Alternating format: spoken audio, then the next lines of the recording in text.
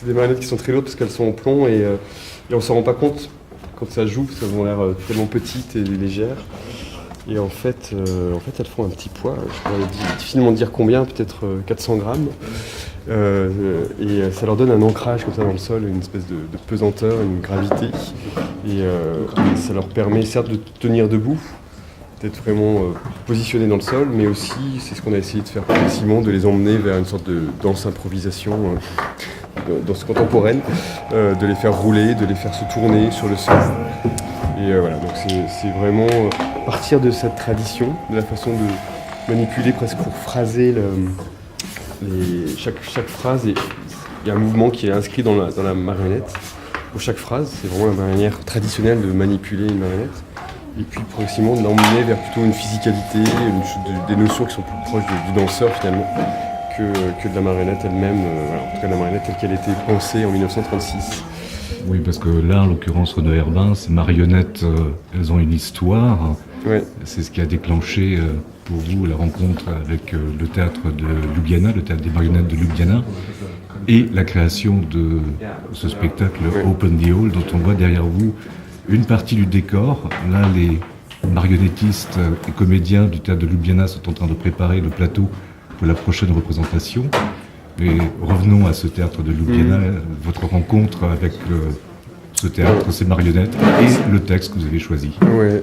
En fait, j'ai choisi d'abord les marionnettes, ils m'ont invité, c'est eux qui m'ont choisi d'abord, parce qu'ils m'ont invité à venir faire une mise en scène, c'est un ensemble, donc il y a un groupe de marionnettistes fixes, permanents, et ils invitent des metteurs en scène à les mettre en scène. Ils n'avaient pas vraiment de commande vis-à-vis de rien du tout, enfin voilà, c'était juste un désir de travailler ensemble, et moi je pressentais qu'il y avait quelque chose là à aller fouiller de côté de leur histoire, parce que je suis très sensible et intéressé de visiter les lieux de stockage des marionnettes, et notamment là, je savais qu'ils avaient une longue histoire, donc je suis allé faire mon casting dans un lieu assez grand avec plusieurs centaines de marionnettes, où on traverse l'histoire de la marionnette finalement depuis les années 30 jusqu'à maintenant. Et j'ai choisi en fait assez rapidement, en fait finalement j'ai été séduit, vraiment séduit, c'est presque un coup de foudre, avec ces petits personnages qui sont extrêmement fins, dans des costumes vraiment détaillés, on a une espèce de patine de l'âge, voilà, et donc j'aurais dit est-ce que je pourrais peut-être vous les emprunter pour je sais pas quoi faire, je savais pas encore, j'ai aucune idée. Et au final ils m'ont dit très bien, mais par contre on peut pas te les laisser, on va plutôt en faire des copies, donc ils m'en ont fait des copies. Et de fil en aiguille, en fait, j'ai commencé à m'intéresser au récit duquel sortent ces marionnettes, et puis du récit, en fait, très intimement lié au récit, il y a la question des espaces et de la représentation, qui était aussi là une citation même du théâtre 19e, de la toile peinte, du plan comme ça qui se succède, des modes d'apparition, des décors, et voilà, une chose qui est très codée finalement et qu'on pourrait difficilement, enfin qu'on peut encore faire aujourd'hui, mais qui quand même, historiquement en tout cas, qui est très, très connotée.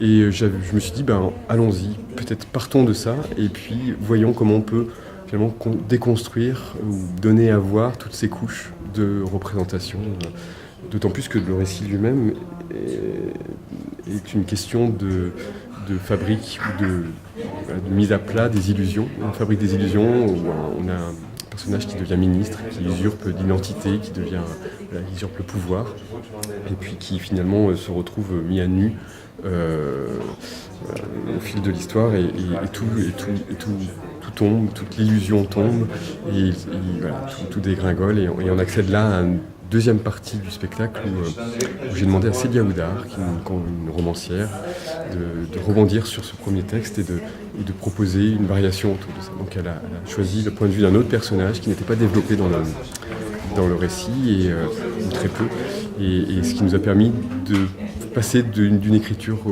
historique à l'écriture contemporaine de Célia, et voilà, subtilement, parce qu'on y passe, on va et vient régulièrement. Je vais quand même rester sur le dispositif, et justement, vous parlez de modernité, c'est à partir de cette tradition de la marionnette, vous le redisiez à l'instant, c'est dans le dispositif scénique et dans l'écriture de proposer, on le voit ici, un Castelet. Si on tourne un tout petit peu, on va voir qu'il y a tout le dispositif technologique quand même montrer que pour les marionnettistes, toutes les marionnettes sont bien proposé. Le risque, quand j'ai vu le spectacle, c'était de me dire, est-ce que vous n'avez pas enlevé de la magie en montrant l'envers du décor? Est-ce que, justement, en déconstruisant, on ne risquait pas d'enlever la magie? Et en fait, absolument pas. Et c'est là où je trouve que vous avez réussi avec l'ensemble de l'équipe un équilibre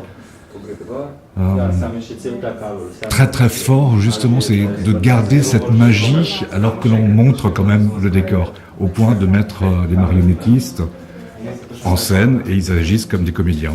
Ouais.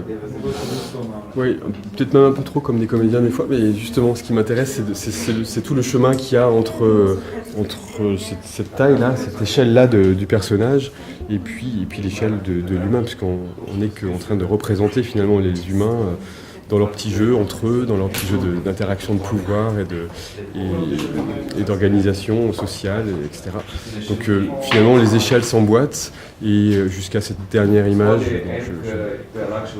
je délivre là, et on a affaire à l'image d'une petite foule qui s'envole et qui est comme une petite humanité, un petit groupe d'humains qui sont hors sol là, pour le coup, qui s'envolent et qui sont un peu qui sont les maîtres de la terre, mais qui sont finalement pas grand chose. Voilà. Alors après la question de l'illusion, effectivement, elle est centrale pour ce monde-là de marionnettes particulièrement, qui est basé sur l'illusion, mais c'est justement cette chose-là que j'avais envie d'interroger avec le travail de Mathias Baudry, qui est scénographe, avec qui je travaille depuis déjà plusieurs projets et avec qui j'ai vraiment travaillé là sur cette question de la frontalité et puis de la mise finalement en volume de décors plats et donc, qui sont vraiment le code de l'illusion donné par la face, dans le face-à-face avec le spectateur, et puis qui progressivement, puisque le Castellet s'ouvre littéralement, le Castellet qui est donc l'espace pour les marionnettes, il propose, disons, au regard la possibilité d'accéder à des couches qui sont censées ne pas être données à voir dans le théâtre traditionnel. Voilà. Donc comme un oignon, finalement, on lui enlève toutes les pelures, et finalement, ce qui reste de tout ça, c'est les espaces entre toutes ces couches, et c'est comment on joue le jeu, et c'est finalement ce que fait la marionnette de mieux, c'est qu'on sait très bien que c'est qu'une marionnette et qu'elle n'est pas vivante, et qu'elle n'existe pas sans son manipulateur, mais pour autant, on se laisse quand même bien prendre à chaque fois sur son... En tout cas, il y a une incertitude, il y a une zone incertaine sur vit-elle, ne vit-elle pas, comment tout ça se met à exister. On a très envie d'y croire quand même. On a très envie d'y croire et on y croit. Enfin, je voyais au moment de voir le spectacle, et là, tout à l'heure, en revenant pour l'entretien, je croisais les gens qui sortaient du spectacle après des longs applaudissements. Je voyais le sourire des gens en sortant. Je voyais le regard, que ce soit les enfants ou les adultes. J'ai l'impression qu'on a tous le même regard d'enfant. Ouais. Bah, c'est aussi l'aspect miniature là, de ces marionnettes qui sont vraiment très attirantes. Enfin, c'est comme des petits aimants, quoi. Elles nous fascinent. Enfin, moi, je peux y passer des heures. Enfin, j'y ai passé des heures à les regarder de très près. Et je pense que pour le spectateur, d'être aussi proche aussi, ce dispositif permet d'être la proximité. C'était très important pour moi. Et pour Mathias, de pouvoir vraiment sentir la matière, même le souffle de la matière, alors même que ce sont au fond des petites sculptures.